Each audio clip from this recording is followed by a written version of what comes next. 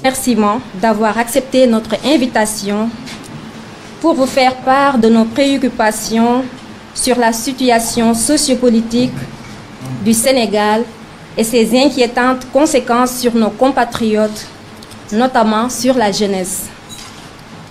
Cette frange vulnérable de la société qui n'a pas fini de subir les revers d'une politique assassine depuis l'avènement au pouvoir du président Macky Sall.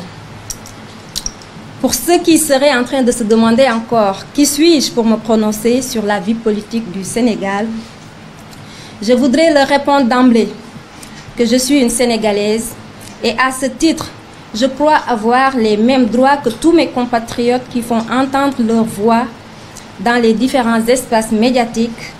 Ce droit, je le rappelle, est garanti par la Constitution. Mais plus qu'un simple droit, ma prise de parole en tant qu'artiste ayant des milliers, voire des millions de followers, me semble être un devoir. Car il est des moments gravissimes dans la vie d'une nation où le silence s'apparente à une forme de complicité. Et en cela, je m'inscris dans cet enseignement du prophète de l'islam, paix et salut sur lui, qui a été repris il y a un peu moins d'un an par le président américain Joe Biden. Le prophète Mohammed nous dit, je cite, « Celui d'entre vous qui voit un mal, qu'il le change par la main, s'il ne le peut pas, par sa parole, s'il ne peut pas, alors par son cœur, ce sera le plus faible degré de la foi. » Fin de citation. Outre ma légitimité à m'exprimer en tant qu'artiste et croyante, je crois que l'on puisse dire ou penser être une intellectuelle qui a fait des études de droit et qui croit que sa vie ne vaudra rien si elle est incapable de défendre les droits de ce peuple auquel elle appartient et qui, de surcroît, lui a tout donné. C'est cela la conscience de la responsabilité.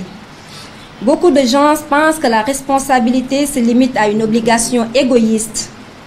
Ma conception de la responsabilité dépasse ce cadre et épouse plutôt celle d'Emmanuel Levinas, c'est-à-dire nous devons nous sentir non seulement responsables de nous-mêmes, mais aussi responsables pour autrui. Chers compatriotes, je voudrais que celles et ceux qui m'écoutent ne voient pas dans cette déclaration une attaque exclusivement destinée envers une personne, en l'occurrence le président de la République, Macky Sall, mais plutôt je souhaiterais que vous y voyez l'expression d'une exaspération face à un système désinvolte qui s'est tellement emmuré dans le confort du pouvoir que la moindre réaction du petit peuple lui paraît un caprice qui ne mériterait que le mépris. Figurez-vous que chaque fois que les Sénégalais tentent de mettre des mots sur leur souffrance, vous trouverez toujours des affidés vénaux du pouvoir qui se précipiteront sur les plateaux de télévision pour discréditer leurs paroles. Cela est d'autant plus grave qu'une telle posture de déni de la réalité par nos autorités inhibe toute volonté de leur part de comprendre les sources de cette souffrance et juguler le mal-être des Sénégalais. Mes chers compatriotes, vous conviendrez avec moi que la négation de la vérité nous rattrape toujours. La preuve, les émeutes qui sont survenues en mars 2021 lors de l'arrestation de l'opposant Ousmane Sonko ont subitement été traduites par le président de la République comme une expression de la précarité de la